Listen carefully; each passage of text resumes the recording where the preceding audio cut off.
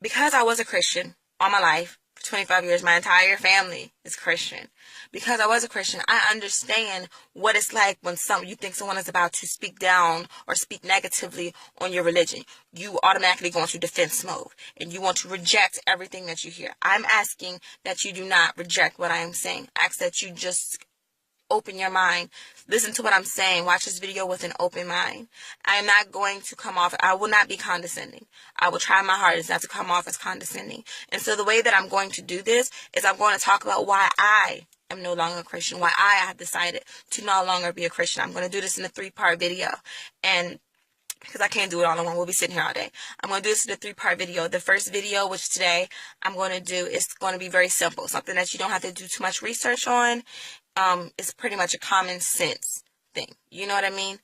And that reason, the first reason is because I'm African. I'm black. Okay?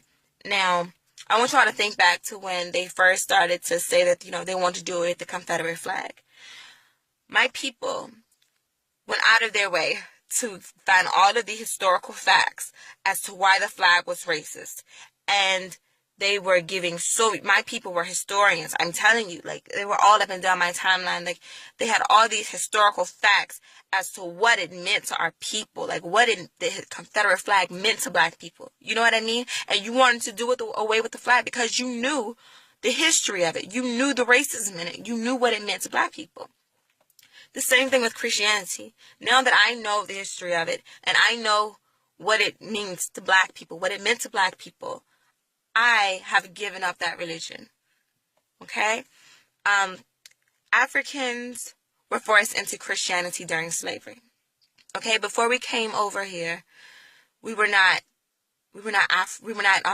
Christians. We had something called divine spirituality.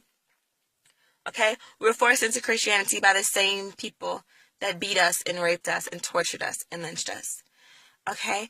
Now, they did these things to us Monday through Saturday, and then Sunday they gave us Jesus. Now, I want you to ask yourself, with someone that did these things to us, these horrible things, raping and beating and torturing, lynching, breaking our families apart, they had someone come over and give them methods on how to keep us mentally weak. With someone that does these things to us, give us a religion that is going to uplift us and empower us. Now, in the very first video that I posted, I talked about Willie Lynch. Willie Lynch went from plantation to plantation, giving the slave masters different methods on how to keep us mentally weak, how to make us hate each other as people. And he said that if effective, his methods would work for 200 plus years. That was in the 1800s. And 200 plus years later, his methods still work very well with us. We are still very much mentally enslaved. Willie Lynch spoke very highly of King James, as in King James Version Bible. Yes, that King James. He spoke very highly of him. Now, with someone that is giving methods on how to keep us mentally weak, speak highly of someone that's writing a book that is meant to empower and uplift us, I want you to ask yourself that question. I'm not going to answer any of these questions that I'm asking, by the way. I want you to ask yourself. I want you to think, which is something my people don't do too much. Think. I want you to think. Okay? Now, he spoke highly of this man that writes a book that is meant to uplift and empower us. Now, the Bible does condone slavery. Yes, I know that there are parts in the Bible that does, when I say that, people always mention Pharaoh and then let people go. Yes, that is in the Bible, but it also condones it. That's one problem with Christians. They always just look at one part of the Bible and ignore the rest of it. You can't do that. If it's in there, it's in there. Okay? And so there are many verses that condone slavery. My personal favorite is Ephesians 6:5. Slaves, obey your earthly masters with fear and respect, and sincerity is part, just as you would obey Christ. Now, if a slave master reads that verse, what does he think? He's thinking, okay, so my slave is supposed to obey me, supposed to fear me, supposed to respect me the same way he does Christ. Okay? So now that they've given us this religion, they give us the scripture, and what does the scripture say to a slave's mind is, okay, I'm supposed to treat this white man like Christ. So subconsciously, it associates the white man with Christ. It associates the white man with God. So what that does is it makes the white man a superior and it makes the black man an inferior. So that's what that does. It makes you, and it brings you down. It makes you think the white man is up here and you're all the way down here. You know what I mean? That's one of the things that the religion did to black people. Okay? Now if a slave master and a slave has the same God, whose prayer does this biblical God answer? If the slave master is praying for his slave to be respectful and fearful and obedient, what is the slave praying for? Freedom. Well, for centuries, the slaves didn't have freedom. So whose prayers were being answered? You ask yourself that question. And there was a law written in 1705 in the Virginia Slave Act. You can look this up. And that law said that any person shipped over here from a Christian country was to be a servant.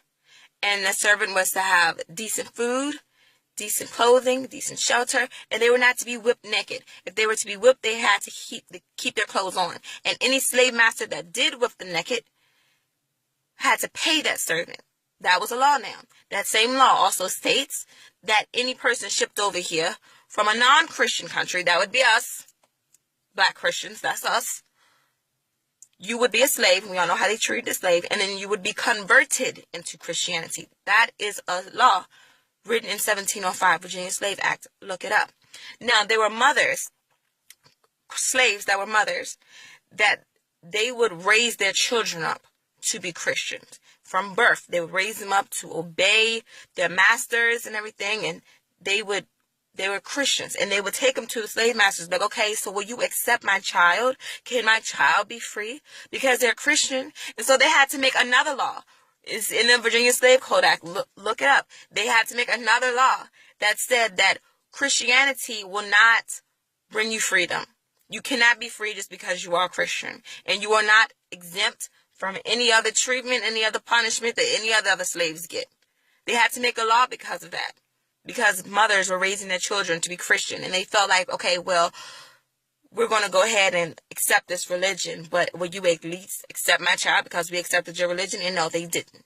And so they had to make a law because of that. So I want you to just ask yourself, are you sure that you're serving who you think you're serving? This was a religion given to us by white men. We did not have this religion before we came over here as slaves. Okay? And there are thousands of religions around the world. Everyone thinks that their religion is the correct religion. Everyone. Okay? And I think that's one of the reasons why black people are so divided because of religion. You know, everyone is divided because of religion, but black people, I think more so than any other race, we are everywhere when it comes to religion. Like other races, that the majority of them, you know, pretty much practice the religion for their people. Black people are everywhere. They have no idea what religion they're supposed to have. And the reason that we're so confused about it is because we did not come from religion. We come from spirituality. And so if you think that Christianity is the correct religion, then that means that you subconsciously are grateful for slavery. You are grateful for racism. Because if there was no racism, if there was no slavery, you would not be a Christian. And you and all of our people would burn in hell if there were no racism and slavery. If that's what you think. Okay? If you think that Christianity is correct, if you think it is the right religion, that means that you have an ancestor somewhere in heaven that was lynched. And he's in heaven with the very same men that lynched him. That is your logic with your religion. Okay? Now, like I said, I just want you all to think about everything that I'm saying. I'm not trying to make you convert or anything. I just want you to think. I don't want you to think like me, man. I just want you to think. That's all I want you to do. Okay? Now, like I said, this video was very simple. Everything was pretty much common sense. It's not something that you have to do too much research on unless you want to go do some research on Willie Lynch and the Virginia Slave Code and the Virginia Slave Acts. You know, that's something that I would, suggest you do some research on. But everything else is pretty much common sense. You just use your brain to think about that. Would they give us a religion?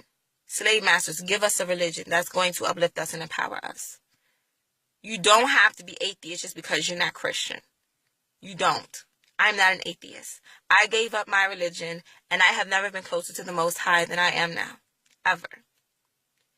So, That's it for today. I love you all.